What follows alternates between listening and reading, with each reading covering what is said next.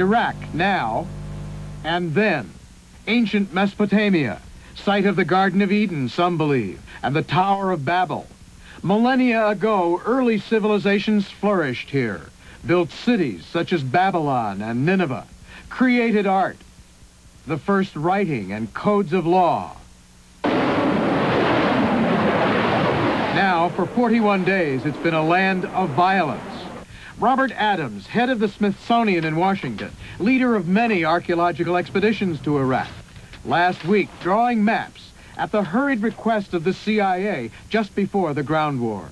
Of major concern, the potential path of flanking Allied tanks and possibility for confrontation with retreating Republican Guard. Very near sites of the great ancient cities of Ur, birthplace of Abraham, and Ubaid and Eridu, dotted with early temple foundations and countless buried ruins. And throughout Iraq are ancient tablets still to be translated, all vulnerable to misdirected fire. The resources that are waiting there to be uncovered and made a part of our historical record are beyond belief. So one can only hope that that kind of accident doesn't happen. In Baghdad, there have been concerns for the city's museum and treasures it holds.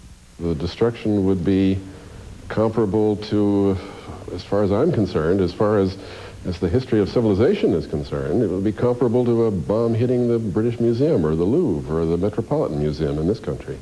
Archaeologists such as Dr. Adams feel torn. They understand the dictates of war must take precedence. But they say they were never even consulted until late last week, and that preparations to try to avoid some of the most sensitive areas came very late in the planning of the U.S. military. Robert Hager, NBC News at the Smithsonian. City of Kuwait City. Brad Willis, what can you tell us about the security of the city right now?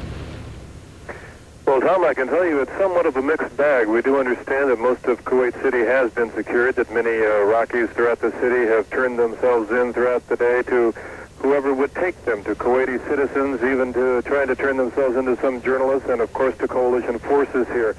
We are on the edges of the city, and outside of the city the picture is still somewhat unclear. We are told by coalition forces that there are still some Iraqi infantry, heavily armed, who have yet to give themselves up.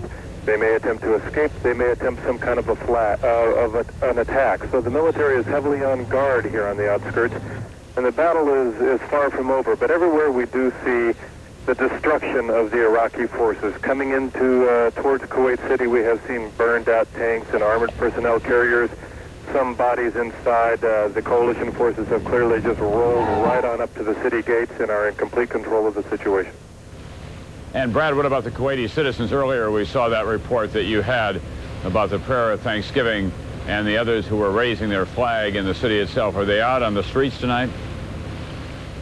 Well, they have been. It's awfully late here now, Tom, and we're in a position now where it's dark and quiet. There's a huge clouds of black smoke from the Al Wafra oil fields over our position here. We know that they have been out in the streets and have been extremely jubilant, feeling that their city has been liberated, that finally the Iraqis have been pushed out. But then again, there are pockets of the city where there is still some fighting. As we understand at the Kuwaiti International Airport, the Marines have had a major tank clash with Iraqi tanks. We're told that they got the best of it. So there are portions of the city where people are rejoicing and still other parts that are contested territory. Thank you very much, Brad Willis in Kuwait City. I may see you there tomorrow. Jane Pauley, that's Nightly News for this special edition. We'll be back here at our regular post tomorrow night, you in New York. Perhaps I'll be in Kuwait City if we can get everything to work. Take care.